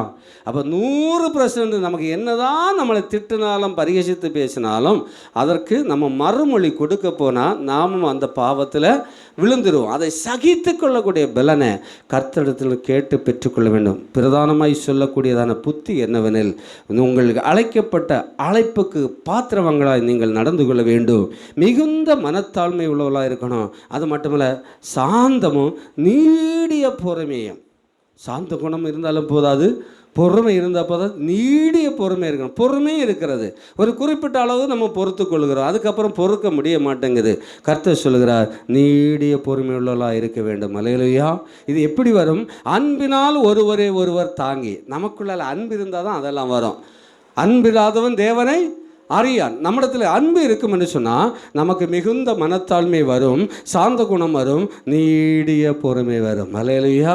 அன்பிலே நாம் ஒருவருக்கு கட்டுண்டவர்களாய். அடுத்த வசனம், சமாதான கட்டினால் ஆவியின் ஒருமையை காத்துக்கொள்வதற்கு ஜாக்கிரதையாய் இருங்கள். அல்லேலூயா. என்ன செய்ய வேண்டும்? சமாதான கட்டினால் ஆவியில் ஒருமையை காத்துக்கொள்வதற்கு நம்ம ஒரு மனதை காத்துக்கொள்ள வேண்டும். இன்றைக்கு வீட்டில் ஒரு மனம் இல்லை, சபையிலே ஒரு மனம் இல்லை, வேலை செய்கிற ஸ்தலங்களிலே ஒரு மனம் இல்லை. ஒரு மனம் இல்லாதபடிக்கு ஆண்டவரத்தில் எதையாவது பெற்றுக்கொள்ளலாம் என்று சொன்னால் அது கூடாத காரியமாக இருக்கிறது. ஹல்லேலூயா. இந்த பூமியில் 2 பேராக இருந்தாலும் சரி, 3 பேராக ஒரு மனப்பட்டு என் நாமத்தினால எதை கேட்டாலும் குமாரனில் பிதா மகிமைப்படும்படி அதை உங்களுக்கு செய்வேன் சொல்கிறார். கர்த்தர் நமக்கு எதையாவது செய்ய வேண்டும் என்று சொன்னால் நமக்குள்ளால ஒரு மனம் வேணும். அல்லேலூயா. இன்றைக்கு ஒரு மனத்திற்கு என்னென்ன தடையாக இருக்கிறதோ அவைகளை தேவ சமூகத்திலே அறிக்கை செய்து மிகுந்த மனத்தாழ்மை உள்ளவர்களாய், சாந்த குணம் உள்ளவர்களாய், நீடிய பொறுமை உள்ளவர்களாய், அன்புள்ளவர்களாய், ஒருமனப்பட்டவர்களாய் காணப்படுவோம் என்று சொன்னால் நிச்சயமாகவே ஆண்டவர் நமக்கு வைத்திருக்கிற அந்த நல்ல பங்கை நாம் பெற்றுக்கொள்ள முடியும். அல்லேலூயா. கர்த்தர் அதுக்கு உதவி செய்வாராக. பிலிப்பியர்கள் நிருபம் 1ஆம் அதிகாரம் 14வது வசனத்தை வாசிக்கும் போது, பிலிப்பியர் 3:14, கிறிஸ்து இயேசுவுக்குள் தேவன் அழைத்த பரம அழைப்பின் பந்தய பொருளுக்காக இலக்கை நோக்கி தொடருகிறேன் என்று சொல்லி பிலிப்பியருக்கு நிருபம் எழுதும் போது பவுல் அப்போஸ்தலன் சொல்லுகிறார். ஹல்லேலூயா, ஹல்லேலூயா. அதற்காக கிறிஸ்து அவர் கொடுக்கப்பட்ட அந்த பந்தய பொருளை பெற்றுக்கொள்ளும்படியாய் இலக்கை நோக்கி தொடருகிறேன். நமக்கு கொடுக்கப்படுகிற பந்தய பொருள் என்ன? நமக்கு ஆண்டவர் ஜீவ கிரீடத்தை கொடுக்கிறார். நம்ம பெற்றுக்கொள்ளக்கூடிய பெரிய பந்தய பொருள் பரலோக ராஜ்யம்தான். அல்லேலூயா. அதற்காக தான் இவ்வளோ பிரயாசப்படும். அதற்காக அப்புறம் நம்முடைய இலக்கு, நம்முடைய ஓட்டம் பரலோகத்தை குறித்தே இருக்க வேண்டும். அந்த பரம காணானை குறித்தே ஓட வேண்டும். அல்லேலூயா. இப்போ நாகர்கோவிலுக்கு போனோம்னா நாகர்கோவிலில் பார்த்து தான் ஓடணும். நேர்மாறாக அதே கிலோமீட்டர் திருவனந்தபுரத்தை நோக்கி ஓடினா கேரளாவுக்கு தான் போகும். அல்லேலூயா. அது நாகர்கோவிலுக்கு போகாது. அதுபோல் பரலோக ராஜ்யத்துக்கு போக வேண்டும் சொன்னால் பரலோக ராஜ்யத்தை குறித்து தான் ஓட வேண்டும். பவுல் அப்படித்தான் ஓடுறார். எனக்கு அழைத்த அழைப்பின்படி அந்த பந்தய பொருளை, பரம அழைப்பின்படி அந்த பந்தய பொருளை பெற்றுக்கொள்ளும்படியாக அந்த இலக்கை நோக்கி ஓடுகிறேன். அல்லேலூயா. நம்முடைய இலக்கு பரலோகம். ஆண்டுடைய வருகைக்கு நாம் எதிர்கொண்டு போவது அந்த இலக்கை நோக்கி ஓட வேண்டும். அந்த இலக்கை நோக்கி ஓடுகிற பவுல் இன்னும் என்ன சொல்லுகிறார் பாருங்க. 11வது, அவருக்காக எல்லாவற்றையும் நஷ்டம் என்று விட்டேன், குப்பையுமாக எண்ணுகிறேன் என்று 11ஆம் வசனத்தில் சொல்லுகிறார். பிலிப்பு 3:11. அவருக்காக அந்த பந்தய பொருளை பெற்றுக்கொள்ளும்படியாய் கிறிஸ்துவ வாழ்க்கை, கிறிஸ்துக்காக ஓடுகிற நான் என்ன செய்கிறாரா? எல்லாவற்றையும் நஷ்டம் என்று விட்டேன், குப்பை என்றும் எண்ணுகிறேன். நமக்கெல்லாம் சில விஷயம் விட மனம் இருக்கா. உலகம் நிறைய வேணும், பரலோகத்தை லேசாக பிடிச்சுக்கிடுவோம், உலகத்தில் உள்ள அத்தனை சுற்றி பிடிச்சுக்கிடுவோம். பவுல் சொல்கிறாரு, இவை எல்லாவற்றையும் நஷ்டம் குப்பை என்று எண்ணி விட்டு விட்டேன். அல்லேலூயா சொல்லுங்க பார்க்கலாம். ஹல்லேலூயா, ஹல்லேலூயா, ஹல்லேலூயா. கர்த்தர் நல்லவர். பாருங்க, இன்னும் வாசிக்கலாம். 1 கொரிந்தியர் 7ஆம் அதிகாரம் 20வது வசனம். 1 கொரிந்தியர் 7ஆம் அதிகாரம் 20வது வசனம். அவனவன் தான் அழைக்கப்பட்ட நிலைமையிலே நிலைத்திருக்க கடவன். அல்லேலூயா. அவனவன் தான் அழைக்கப்பட்ட அழைப்பிலே நிலைத்து இருக்க கடவன். நம்ம ஒவ்வொருவருக்கும் ஒரு அழைப்பு இருக்கிறது. அந்த அழைப்பிலே நம்ம நிலைத்து நிற்க வேண்டும். ஹல்லேலூயா. சபையை குறித்தானாலும் ஒரு அழைப்பு இருக்க. நம்ம எங்கேயோ போனோம், எங்கேயோ வாழ்ந்தோம், எப்படியோ நடந்தோம். கர்த்தர் இந்த இடத்துல நம்மை கொண்டு வந்து சேர்த்துறாங்க. இதுக்கு ஒரு அழைப்பு உண்டு. யாரும் கட்டாயப்படுத்தி கொண்டு வரல, கர்த்தரே கொண்டு வந்தார். ஹல்லேலூயா. நான் இந்த இடத்துல சபை உருவாக்குவேன், ஊழியக்காரன் நிற்பேன் என்று ஒரு கடுகளவு கூட நான் நினைத்தது கிடையாது. ஆனால் கர்த்தர் நினைத்து வைத்திருந்தார். ஹல்லேலூயா. ஏற்ற காலத்தில் நீங்கள் ஒவ்வொருவரும் நினைத்து பாருங்கள். நீங்கள்லாம் இந்த இடத்துல வருவீங்க யாராவது நினச்சி பார்த்தீங்களா? இல்லவே இல்லை. கர்த்தர் அழைத்திருக்கிறார். நம்மளை இந்த இடத்துல நிறுத்தி இருக்கிறார். இதை நாம் என்ன செய்ய வேண்டும்? காத்து கொள்ள வேண்டும். இன்னும் பரம பந்தய பொருளுக்காக அழைக்கப்பட்டிருக்கிறோம். பரலோக ராஜ்யத்தில் சேர்க்கும்படியாக நம்மை கர்த்தர் ரட்சித்து வைத்திருக்கிறார். அதில் நீங்கள் நிலைத்து நிற்க வேண்டும். வீட்டில் இருந்தாலும், சபையில் இருந்தாலும், வேலை செய்தாலும், பிரயாணப்பட்டாலும், எந்த இடத்துல காணப்படும் இந்த பந்தய பொருளுடைய சிந்தை எப்போதும் நமக்கு இருக்க வேண்டும். ஆண்டவரை இயேசு கிறிஸ்து நினையாத வேளையிலே வருவார். எப்போ வந்தாலும் அவரோடு கூட நான் பறந்து போவேன் என்கிற நம்பிக்கை நமக்குள்ளால இருக்க வேண்டும். அப்போதுதான் அந்த பரம கானானை நாம் சுதந்தரிக்க முடியும். அந்த பந்தய பொருளை நாம் பெற்றுக்கொள்ள முடியும். அல்லேலூயா. அந்த இலக்கை நோக்கி ஓடுவோம். கர்த்தர் நமக்கு உதவி செய்வாராக. 1 தீமோத்தேயு 6:12 நாம் எதற்காக அழைக்கப்பட்டு இருக்கிறோம் என்பதை குறித்து அங்கே பார்க்க முடிகிறது. 1 தீமோத்தேயு 6:12 விசுவாசத்தின் நல்ல போராட்டத்தை போராடு. விசுவாசத்தில் நல்ல போராட்டத்தை போராடு. நித்திய ஜீவனை பற்றிக்கொள். நித்திய ஜீவனை பற்றிக்கொள். அதற்காகவே நீ அழைக்கப்பட்டாய். அதற்காகவே நீ அழைக்கப்பட்டாய். ஹல்லேலூயா. எதற்காக அழைக்கப்பட்டீர்கள்? நித்திய ஜீவனை பெற்றுக்கொள்ளும்படியாக அழைக்கப்பட்டிருக்கிறோம். பரலோக ராஜ்யத்தை சுதந்திரிக்கும்படியாக. ஏதோ இந்த சபைக்கு போனால் அங்கே கூடி ஜெபிப்போம், இல்லைன்னா பாஸ்டர் ஜெபிப்பார், எனக்கு அற்புதம் நடக்கும், அதிசயம் நடக்கும், வியாதி தீரும், கடன் தீரும், குழந்தைகளை கிடைக்கும், வீடு கிடைக்கும், ஏதோ ஒரு விசுவாசத்தை நீங்கள் வைத்திருக்கலாம். அல்லேலூயா. ஆனால் அழைக்கப்பட்ட அழைப்பு அதற்கல்ல. அல்லேலூயா. அழைக்கப்பட்ட அழைப்பு அதற்கல்ல. நித்திய ஜீவனை சுதந்திரிப்பது தான் அழைப்பு. அல்லேலூயா. குழந்தைகள் இருந்தாலும் வாழலாம், இல்லாவிட்டாலும் வாழலாம். வீடு கிடைச்சாலும் வாழலாம், கிடைக்காவிட்டாலும் வாழலாம். பொருள் சம்பாதித்தாலும் வாழலாம், சம்பாதிக்காவிட்டாலும் வாழலாம். எல்லாரும் வாழ்ந்து கொண்டு தான் இருக்கிறார்கள். அல்லேலூயா. அவர்களுக்கு கொடுக்கப்பட்ட ஆசீர்வாதத்தின்படி ரோட்டோரத்தில் இருந்து அரண்மனை வரைக்கும் பல விதத்திலே வாழ்கிறவர்கள் வாழ்ந்து கொண்டிருக்கிறார்கள். எல்லாரும் வாழத்தான் செய்கிறார்கள். அல்லேலூயா. ஆனால் நம்முடைய அழைப்பு அந்த நித்திய ஜீவனை சுதந்திரிப்பது. அல்லேலூயா. அதற்காகவே நீங்கள் அழைக்கப்பட்டீர்கள் என்பதை மறந்து விடக்கூடாது. இங்கே நமக்கு கிடைச்சதோ கிடைக்கலையோ, அழைப்பு நித்திய ஜீவனை சுதந்திரிக்க. அப்படின்னா இங்கே இருக்கிற அத்தனை பேரும் நித்திய ஜீவனை சுதந்திரிக்கலாம். இல்லைன்னா கிதியோன் காலத்தில் நடந்த போல 32,300 தான் அங்கே போகும். மீதி உள்ளதெல்லாம் நரகத்துக்கு போகுது. 31,700 நரகத்துக்கு போகுது, 300 தான் பரலோகத்துக்கு போகும். அந்த அளவுக்கு மாறக்கூடாது. அல்லேலூயா. இயேசு கிறிஸ்து 2 பேர் வேலை செய்துட்டு இருக்கிறாங்க. வயலில் இருக்கிறாங்க, இல்லைன்னா எந்திரத்தை இறக்கிறாங்க, இல்லைன்னா வாகனமே ஓட்டிகிட்டு இருக்கிறாங்க. ஏதோ ஒன்று செய்துட்டு இருக்கிறோம். ஒரு ஆள் கைவிடப்படுகிறார், ஒரு ஆள் எடுத்துக்கொள்ளப்படுகிறார்கள். அந்த நிலைமையில் இருக்க நம்ம எல்லாருக்கும் அழைப்பு அந்த நித்திய ஜீவனை சுதந்திரிக்க முடியாது. எதற்காக நான் பிடிக்கப்பட்டேன்? நான் என்னுடைய வாழ்க்கை இன்னொரு விதமாக இருந்தது. ஏன் இந்த நிலைமையில் வந்திருக்கிறேன்? எதற்காக பிடிக்கப்பட்டேன் என்பதை கேட்டு பெற்றுக்கொள்ள வேண்டும். நீங்கள் அறிந்து கொள்ள, உங்கள் அழைப்பை நீங்கள் தெரிந்து கொள்ள வேண்டும். அல்லேலூயா. ஆமாம், வேறு ஒன்றுக்காக அல்ல, இங்கே இருக்கிற பிரச்சனை மாறுவதற்காக அல்ல, நித்திய ஜீவனை சுதந்திரிக்காக பிடிக்கப்பட்டிருக்கிறோம். அல்லேலூயா. அப்படி என்று சொன்னால் அந்த அழைப்பில் நம்ம நிலைத்து நிற்க வேண்டும். அந்த நித்திய ஜீவனை நம்ம சுதந்திரித்து கொள்ள வேண்டும். அதற்காக என்னென்ன செய்ய வேண்டுமோ அந்தந்த காரியத்தை செய்ய வேண்டும். ஆண்டவராக இயேசு கிறிஸ்து நமக்கு சுட்டி காட்டிய பாதையை நமக்கு போதும். இந்த வேத வசனங்களே நமக்கு போதும். அவருடைய இரத்தத்தினால் கழுவப்பட்டு மீட்கப்பட்டு நாம் அவருடைய வார்த்தையின்படி ஜீவித்தானா போதும், நித்திய ஜீவனை சுதந்திரித்து கொள்ளலாம். அல்லேலூயா. அல்லேலூயா. மத்தேயு சுவிசேஷம் 3 12வது வசனத்தை வாசிப்போம். மத்தேயு 3:12. தூற்றுக்கூடை அவர் கையில் இருக்கிறது. பாருங்க, தூற்றுக்கூடை அவர் கையில் இருக்கிறது. அவர் தமது களத்தை நன்றாய் விளக்கி, தமது கோதுமையை களஞ்சியத்தில் சேர்ப்பார். பதரையோ அவியாத அக்கினியினால் சுட்டெரிப்பார். அல்லேலூயா. ஆண்டவரை இயேசு கிறிஸ்துவை குறித்து யோவான் சாணவன் சாட்சி கொடுக்கிறார். நான் வரப்போகிறவர் என்னிலும் பெரியவர், அவருடைய பாதரட்சியம் வாராக அவிழ்ப்பதற்கு நான் தகுதி இல்லை, நான் தண்ணீர்னால உங்களுக்கு ஞானஸ்நானம் கொடுக்குறேன், அவர் அக்கினியினாலே, அதாவது பரிசுத்த ஆவியினாலே உங்களுக்கு ஞானஸ்நானம் கொடுப்பார். அல்லேலூயா. அல்லேலூயா. அப்படின்னு சொல்லிட்டு சொல்றாரு, அவர் கையில் தூற்றுக்கூடை இருக்கிறது. அவர் தமது களத்தை நன்றாய் விளக்கி தமது கோதுமையை களஞ்சியத்தில் சேர்ப்பார், பதரையோ அவியாத அக்கினியிலே சுட்டரிப்பார். ஹல்லேலூயா. அதில் தமதுன்னு சொல்கிறாங்க. அவருடைய கையில் என்ன இருக்குது? தூற்றுக்கூடை இருக்குது. அவர் தமது களத்தை நன்றாய் விளக்கி, தமது களம், கர்த்தர் ஏற்படுத்தின களம், அதை நன்றாய் விளக்கி சுத்தம் பண்ணி, அது தமது கோதுமையை களஞ்சியத்தை தமது களத்தில் தமது கோதுமையை சேர்க்கிறார். ஹல்லேலூயா. அப்படின்னா பரலோக ராஜ்யத்தில் கர்த்தர், ஆமென், நமக்காக பரலோக ராஜ்யத்தை கர்த்தர் நமக்கு உருவாக்கி அந்த பரலோக ராஜ்யத்தில் கர்த்தருடைய பிள்ளைகளாக நம்மை சேர்க்கிறார். அதான் கோதுமை மணி, பதறல்ல, கோதுமை மணி. ஹல்லேலூயா. கர்த்தர் அவருடைய ராஜ்யத்திலேயே அவருடைய பிள்ளைகளை கொண்டு சேர்க்கிறார். புரிந்தவர்கள் சத்தமாய் ஒரு அல்லேலூயா சொல்லலாம். ஹல்லேலூயா. கர்த்தருடைய ஆண்டவராகிய இயேசு கிறிஸ்துவின் கையிலே தூற்றுக்கூடை இருக்கிறது.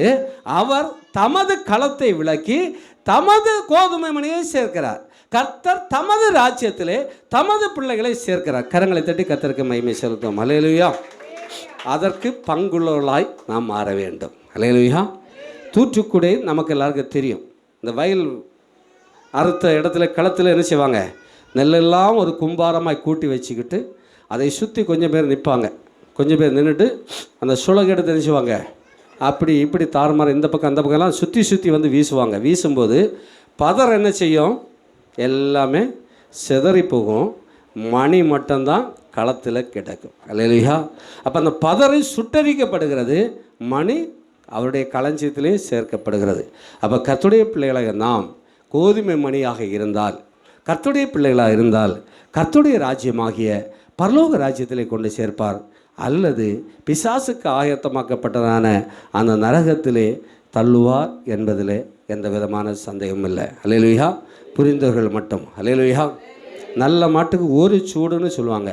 இன்றைக்கு ஒரு நாள் கேட்ட பிரசங்கம் போதும் ஆண்டோடைய வருகை மட்டும் நீங்கள் உங்களை காத்து கொள்ள முடியும். ஹல்லேலூயா. காத்து கொண்டால் நீங்கள் பாக்கியவான்கள். கர்த்தர் தமது பொக்கிஷசாலையாகிய அல்லது தமது பரலோக ராஜ்யத்தில் தமது பிள்ளைகளை கொண்டு சேர்க்கிறார். கர்த்தருடைய பிள்ளைகளாக நாம் வாழும்னா நிச்சயமாக அவருடைய ராஜ்யத்தை சேர்க்கலாம். அப்போது இந்த பிரச்சனையெல்லாம் மாறிப்போம். கஷ்டங்கள், கவலைகள், கண்ணீர்கள், துன்பங்கள், துயரங்கள் எல்லாம் நீங்கி போகும். நித்திய மகிழ்ச்சி நம் தலைமையில் இருக்கும். ஹல்லேலூயா. வெளிப்படுத்துகிற விசேஷம் 19ஆம் அதிகாரம் 9வது வசனத்தை வாசிப்போம். வெளிப்படுத்துகிற விசேஷம் 19:9. பின்னும் அவன் என்னை நோக்கி, ஆட்டுக்குட்டியானவரின் கல்யாண விருந்துக்கு அழைக்கப்பட்டவர்கள் பாக்கியவான்கள் என்று எழுது என்றான். மேலும் இவைகள் தேவனுடைய சத்தியமான வசனங்கள் என்று என்னுடனே சொன்னான். பின்னும் அவன் என்னை நோக்கி, ஆட்டுக்குட்டியான கல்யாண விருந்துக்கு அழைக்கப்பட்டவர்கள் பாக்கியவான் என்று எழுது. யோவானுக்கு ஆண்டவர் ஆகிய இயேசு கிறிஸ்து வெளிப்படுத்தும் போது, பத்மதீவில் வெளிப்படுத்தும் போது இந்த காரியத்தை சொல்லுகிறார். அந்த 5வது வசனத்தில் வாசிக்கும்போது, மேலும் தமது தேவனுடைய ஊழியக்காரரை அவருக்கு பயப்படுகிற சிறியோரும் பெரியோருமானவர்களே, நீங்கள் யாவரும் அவரை துதியுங்கள் என்று ஒரு சத்தம் சிங்காசனத்திலிருந்து கேட்டது. இல்லையா? அப்பொழுது திரளான ஜனங்களிடம் ஆரவாரம் போலவும் பெருவெள்ளத்தின் இறைச்சலை போலவும் பலத்த இடிமுழக்கத்தை போலவும் ஒரு சத்தம் உண்டாகி, அல்லேலூயா, சர்வ வல்லமையுள்ள தேவனாகிய கர்த்தர் ராஜரிகம் பண்ணுகிறார் என்று கேட்டது. அல்லேலூயா. இங்கெல்லாம் அல்லேலூயா சொல்கிறதுக்கு ரொம்ப வெக்கம். பரலோக ராஜ்யத்தில் எப்படி அல்லேலூயா சத்தம் கேட்டிருக்கிறதா? திரளான ஜனங்களிடம் ஆரவாரம் போலவும் பெருவெள்ளத்தின் இறைச்சலை போலவும் பலத்த இடிமுழக்கம் போலவும் ஒரு சத்தம் உண்டாகி, என்ன சத்தம் அது? அல்லேலூயா, சர்வ வல்லமையுள்ள தேவனாகிய கர்த்தர் ராஜரிகம் பண்ணுகிறார். நாம் சந்தோஷப்பட்டு கலிகூர்ந்து அவருக்கு துதி செலுத்த கடவோம்.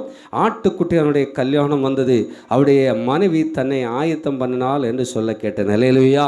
கர்த்தருடைய பிள்ளைகளாக நாம் ஆயத்தமாக வேண்டும். ஆயத்தமானபடினாலே அங்கே ஒரு சந்தோஷம் உண்டாகிறது. ஹல்லேலூயா. ஆட்டுக்குட்டியானுடைய கல்யாணம் இருந்து அதி சீக்கிரமாக வரப்போகிறது. இந்த பூமியிலே அந்தி கிறிஸ்துவின் ஆட்சி அதி சீக்கிரமாக வரப்போகிறது. ஆண்டவராகிய இயேசு கிறிஸ்து அதி சீக்கிரமாக வரப்போகிறார். மணவாட்டி தன்னை ஆயத்தப்படுத்திக் கொள்வாளாக. ஆயத்தப்படுத்தும் அந்த சத்தத்தை கேட்டேன். சுத்தமும் பிரகாசமும் உள்ள மெல்லிய வஸ்திரம் தரித்து கொள்ளும்படி அவளுக்கு அளிக்கப்பட்டது. அது மெல்லிய வஸ்திரம் பரிசுத்தவான்களுடைய நீதிகளே. பரிசுத்தவான்களுடைய நீதி. எகிப்தின் மெல்லிய வஸ்திரம் அல்ல. இந்த அநேகர் மெல்லிய வஸ்திரம் தரிச்சுக்கிட்டு நம்ம தான் அப்படின்னு நினச்சிட்டு இருக்கிறாங்க. இல்லவே இல்லை. அது பாதாளத்தில் தான் கொண்டு சேர்க்கும். கர்த்தர் கொடுக்கிற வஸ்திரம் அது மகிமையின் வஸ்திரம். அல்லேலூயா, அல்லேலூயா. யாரெல்லாம் கர்த்தருடைய வருகைக்கு தன்னை ஆயத்தப்படுத்தி கொண்டார்களோ அவர்களுக்கு கர்த்தர் கொடுக்கிறதான ஒரு வஸ்திரம், சுத்தமும் பிரகாசமான மெல்லிய வஸ்திரம் தரித்து கொள்ளும்படி அவளுக்கு அளிக்கப்பட்டது. அந்த மெல்லிய வஸ்திரம் பரிசுத்தவான்களுடைய நீதிகளே. பின்னும் அவன் என்னை நோக்கி, ஆட்டுக்குட்டியான கல்யாண விருந்துக்கு அழைக்கப்பட்டவர்கள் பாக்கியவான்கள் என்று எழுது. நானும் நீங்களும் பாக்கியவானாய் மாற வேண்டும். அல்லேலூயா. அழைக்கப்பட்டவர்கள் அநேகர், தெரிந்து கொள்ளப்பட்டவர்களோ சிலர். அந்த சிலர் கூட்டத்தில் கர்த்தர் தன்னுடைய தூற்றுக்குடைய கையில் வைத்துக்கொண்டு தமது களத்தில் தமது கோதுமை மணியை சேர்க்கிறது போல அவருடைய பரலோக ராஜ்யத்தில் அவருடைய பிள்ளைகளை நம்மை சேர்க்கும்படிக்கு நாம் ஆயத்தமாகி இருப்போம். எல்லாரும் அப்படி ஜெபம் பண்ணுவோமா? எல்லாரும் செபிங்க பார்க்கலாம். பேர் கிறிஸ்தவனாக வாழ்ந்தது போதும். இந்த நாளில் கேட்ட வேத சத்தியத்தின்படி ஆக நான் பரிசுத்தமாய் வாழ வேண்டும், நான் நீதியாய் வாழ வேண்டும், உலக காரியத்தை குறித்து நான் டென்ஷன் ஆக வேண்டாம், கவலைப்பட வேண்டாம். எனக்கு பரலோக ராஜ்யம் வைக்கப்பட்டிருக்கிறது, கர்த்தருடைய கரத்திலே தூற்றுக்கூட இருக்கிறது. அவர் சரியா நியாயம் விசாரிப்பார், சரியா நியாயம் விசாரிப்பார். பதரையோ அக்கினியிலே சுட்டரிப்பார். ஆனால் கோதுமை மணியையோ தன்னுடைய ராஜ்யத்திலே தன்னுடைய களத்திலே சேர்த்துக்கொள்வார். நாம் எல்லாம் கோதுமை மணிகளாக மாற வேண்டும், நாம் எல்லாம் மணவாட்டியாய் மாற வேண்டும், நாம் எல்லாரும் அந்த ஆட்டுக்குட கல்யாண விருந்துக்கு தகுதி உள்ளவர்களாய் மாற வேண்டும். ஒருவேளை 2 பேர் வயல் இருப்பார்கள், ஒருவர் எடுத்துக்கொள்ளப்படுவார், ஒருவர் கைவிடப்படுகிறார். 2 பேர் எந்திரம் அரைத்து கொண்டிருக்கிறாங்க, ஒரு ஸ்திரீ கைவிடப்படுகிறார், ஒரு ஸ்திரீ எடுத்துக்கொள்ளப்படுகிறார். அப்படிப்பட்ட சூழ்நிலை நமக்கு வேண்டாம். ஆமென். அழைக்கப்பட்டவர்கள் அநேகர், தெரிந்து கொள்ளப்பட்டவர்கள் சிலர். அந்த கூட்டம் நமக்கு வேண்டாம். கர்த்தர் நம்மை அழைத்திருக்கிற அழைப்பில் நாம் நிலைத்து நிற்பதற்கு ஜாக்கிரதையாக இருப்போம் என்று சொன்னால் நாம் அத்தனை பேரையும் கர்த்தர் தமது களத்திலே சேர்க்க அவர் போதுமானவராக இருக்கிறார். நித்திய ஜீவனை தருவேன் என்பதை அவர் நமக்கு தத்த வாக்கு தத்தமாக இருக்கிறது. நித்திய ஜீவனை சுதந்திரிப்பது தான் நம்முடைய இலக்காக இருக்கிறது. அதற்காகவே நீங்கள் அழைக்கப்பட்டு இருக்கிறீர்கள். அதிலே நீங்கள் நிலைத்து நிற்கும்படியாக இந்த நாளில் ஒப்பு கொடுப்பீங்களா?